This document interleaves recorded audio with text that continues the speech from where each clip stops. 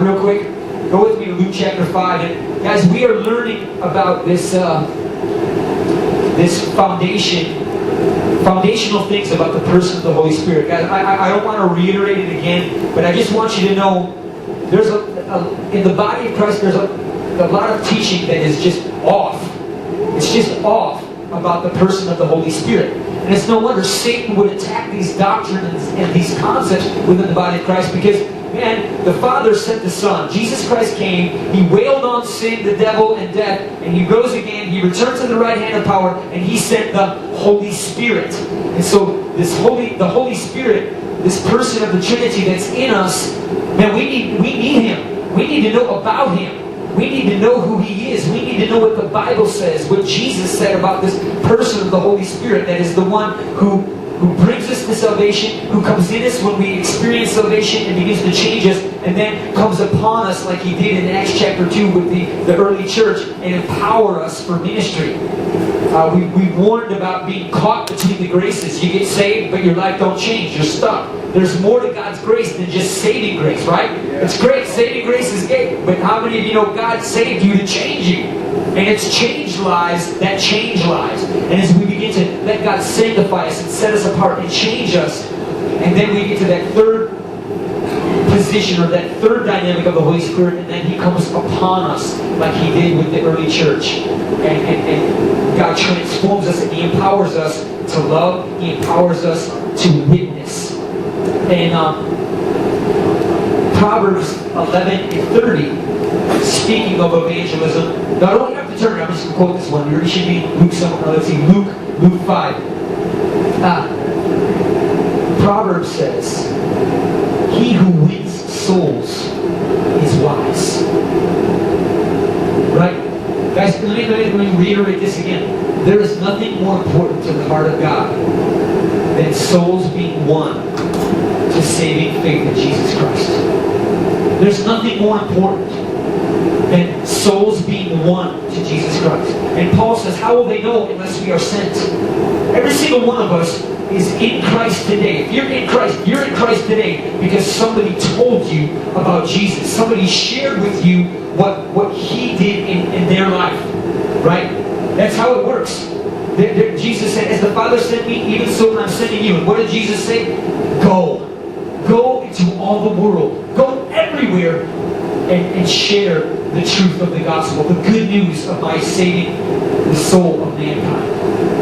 Go into all nations and make disciples, teaching them to observe the things that I have commanded you, baptizing them in the name of the Father, Son, and Holy Spirit. So we are to go. And He who wins souls is wise. And guys, I have spent a lot of time restudying the concept of hell's best kept secret.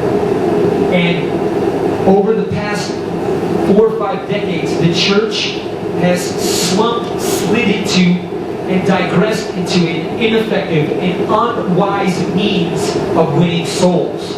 What we've had for like the past 4 or 5 decades or so is we have digressed into what we call the life enhancement gospel.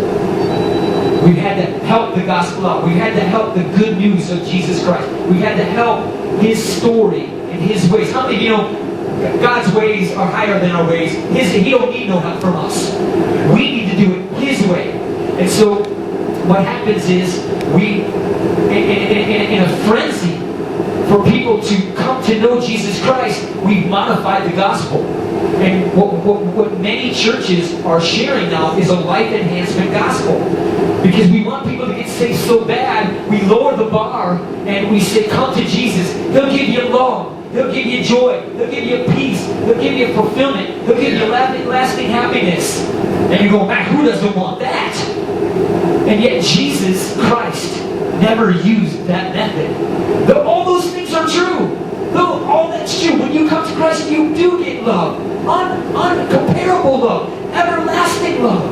Undying love.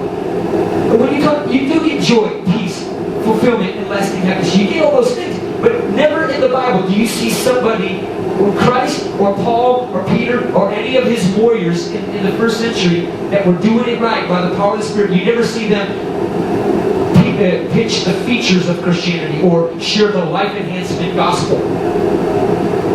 And so what's happening is people are coming to Christ on this method of the church, and they're coming to, well, you know, they told me, Larry told me I'd get love, joy, peace, fulfillment, lasting happiness, and really all I got is what Jesus said, and that's temptation, persecution, and tribulation. So this ain't working. This ain't right. I got ripped off on this deal, man. You sold me a bad bill of goods. And that's why so many today, guys, I'm going to tell you something. Of people getting saved in America today, we have over an 80% fall away rate. Over 80%.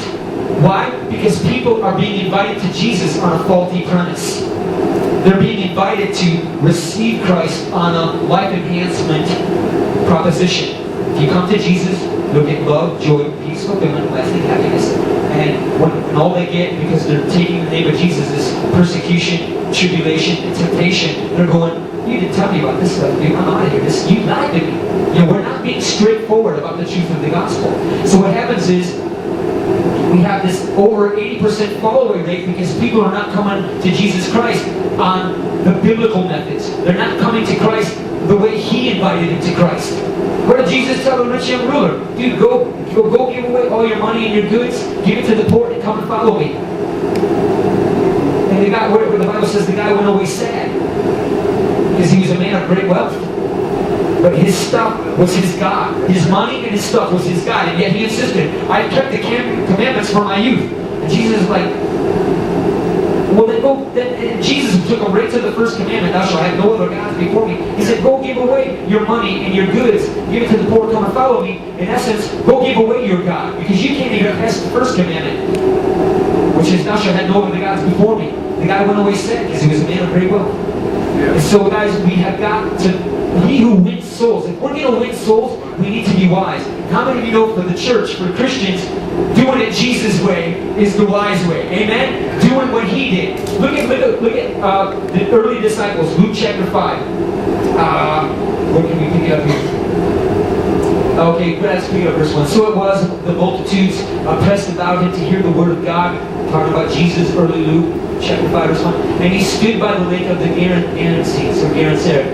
And He saw two boats standing by the lake, but the fishermen had gone from them and were washing their nets. The fishermen, Peter and Andrew and John and James were both fishermen, raised up in the trade of their fathers because they were rejected by rabbis when they were teenagers. And so they were kind of like, well, I just got a working job. No rabbi chose me. And here comes the rabbi, and he says, and he got into one of the boats, which was Simon's, and he asked him to put it out a little bit from the land, and he sat down and he taught the multitudes from the boat. This is a very smart thing, because water reflects sound, and so Jesus was not only having church on the beach, he was using the water as an amplifier. And so the beach filled up with people, and the water became like an amplifier. As he sat in the boat, he could speak to hundreds and hundreds of people because of how the water reflected the sound. It's brilliant. Study it. I mean, this is he would speak on the mountain, and the rocks would reflect his sound. He could speak to hundreds and thousands of people because the rocks would amplify his voice.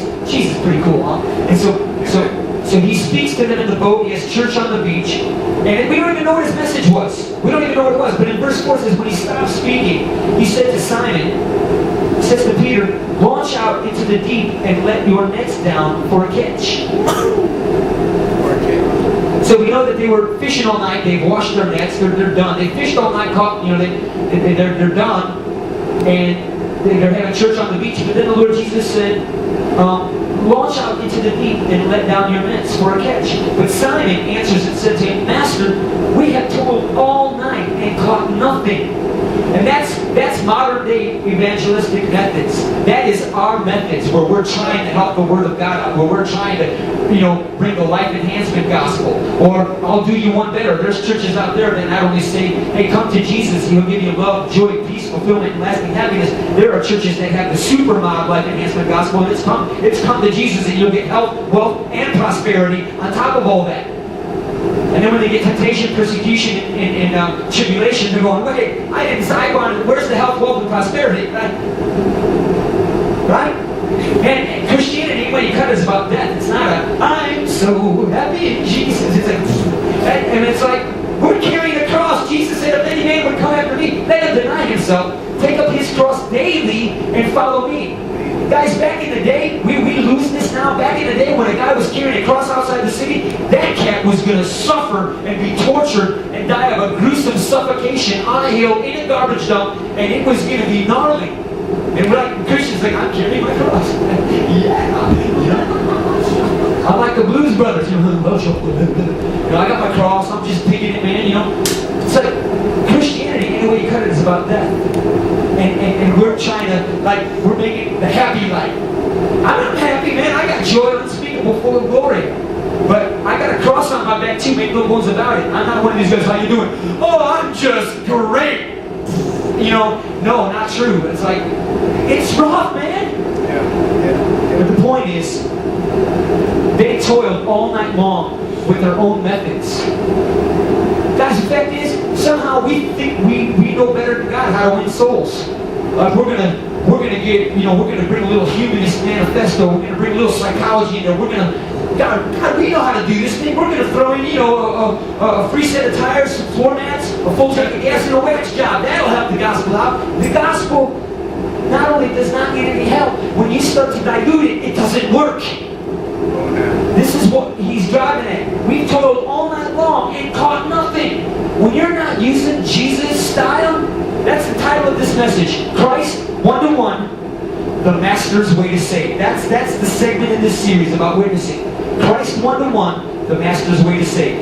Lord, we've toiled all night long. Many of our witnessing, many of our evangelists, many of our team, we're toiling, working hard, and we're catching nothing. And we might get someone to make a decision, but you never go for a decision. You always go for a changed life. You always go for repentance. I'm over myself. I'm over sin. I'm running to Him.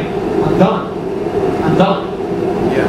And so, we toiled all night long, and we've caught nothing. And again, a lot of churches are getting decisions. They're getting responses. And then in a year, they turn around, and 80% or more of those people that make decisions at big resurrection services, big outreaches, Billy Graham, Greg Laurie, Luis Palau, Living in Alliance. I've gone to all those, man. And it's great. But 80% of the people that come forward on a faulty message won't be serving Jesus in a year or two. Because they didn't come to Him based on the truth.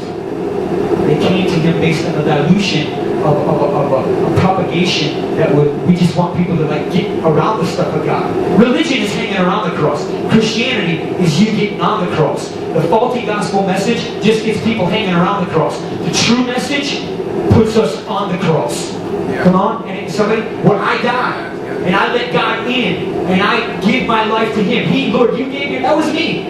Man, dude, I was as religious as the day is long.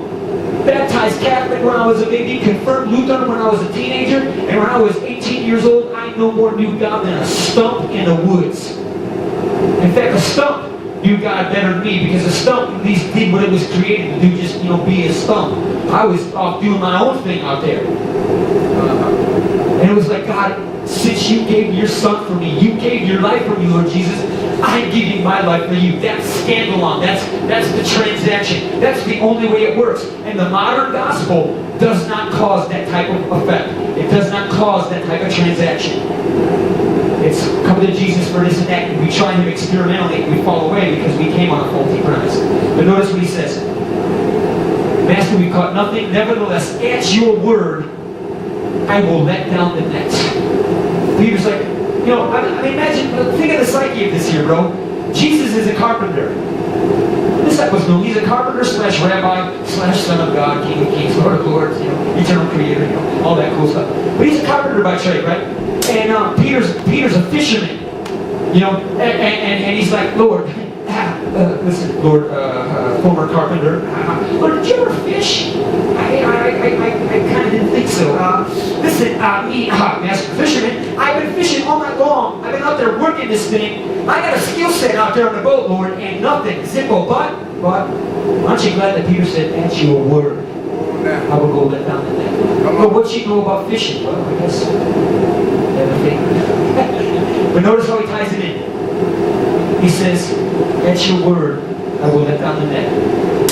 And when they had done this, they caught a great number of fish, and their net was breaking. How many of you would like to see the net of this building begin to break because we don't have enough room for all the fish that people that God catches in. Well, we got to have chairs out there. We got to have a screen out there. We got to be, hey, I'd like to see in the gym, 500, 600 people out there, screen in here, 100 people in here, screen out there, 100, 200 people in there on the balcony. I like, man, hanging off the rafters, man. That's, if we do it His way, this is the kind of results that we see when we do it Jesus' way. And so the net was breaking, and so they signaled to their partners in the other boat to come out and to help them. And when they came and filled both boats, so that both boats began to sink. And so Peter's humbled, master fisherman, rabbi, son of God, doesn't know nothing about fishing. He blows his mind. The boats are sinking. There's so many fish in there, Jen, right? And so then when Simon Peter, verse 8, when he saw it, he fell down at Jesus' knees, saying, "Depart from me, for I am a sinful man. Lord, you are God." And he had an encounter with who Christ was. He saw the wisdom of God, that He was a carpenter, didn't know nothing about fishing, and here He just blew their doors off. Whole crew of fishermen couldn't catch nothing all night long. And then at Jesus' word, when we do His word, it breaks through, the nets are filled, and lives are saved. And why do I say lives? Think about fish. How much does God love fish? You know, He's talking about a picture, and He sums it up here. He says, "For He and all who were with Him were astonished at the catch of the fish which they had taken. And so also were James and John, the sons of Zebedee, who were partners with Simon. And Jesus said to Simon, 'Do not be afraid. From now on, you will catch men.'" From now on, you're going to be fishing for men. You're going to catch men. So the whole point is that we do it His way. Now we started looking at John 3 last time I taught, and we're going to keep looking at the Master's way to save. John 3, John 4, John 5. Now, so we said in John chapter 3, Nicodemus, the real Nick at Night, or the original Nick at Night, was a man, a Pharisee, verse 1, a ruler of the Jews who came to Jesus by night and said to Him, "Rabbi, we know that you are a teacher come from God," John chapter 3, verse 2. "For no one can do these signs that you do unless God is with him." So you can tell, Nicodemus had his speech rehearsed. You know, he knows where Jesus is hanging out late at night, but you know, he don't want to do his thing in the open light because, you know, a lot of his cronies were not down with Jesus at all. In fact, they're talking about killing this guy. So that association, he was kind of doing some recon. So he goes to the Lord at night, kind of gets up in the shadows, and he finds out where Jesus is. You know, he rolls up on Jesus, and he's got this thing rehearsed. Said, hey man, anyway you cut it. And I hope Nicodemus, he can knock me in the head when I get cut it. But I hope you don't mind me saying, this dude is blowing sunshine at the Lord's kills. He is like, "Lord, we know that Thou art a man come from God." He's like really like, you know, really giving him some props here. You know, he's brown nosing. Let's be honest. He's like, "Lord, we know that Thou art a man come from God, for no one can do these things that you do unless God is with him." You know, and you know what? Man, Lord, forgive me. Maybe the cat was like truly tripping, like, "Lord, who are you? You're doing stuff. We know there's a God thing going on here. Are you?" You know, he's basically saying, "Are you really Messiah? Are you really the Savior? Are you really the God who is salvation?" But Jesus seemingly cuts him off. And he says in verse 3, Jesus answered him and said to him, and I almost feel like it's like Jesus cut him off and said, because I think there was more to Nicodemus' speech, but the Lord's like, "Most assuredly," listen, dude, cut it.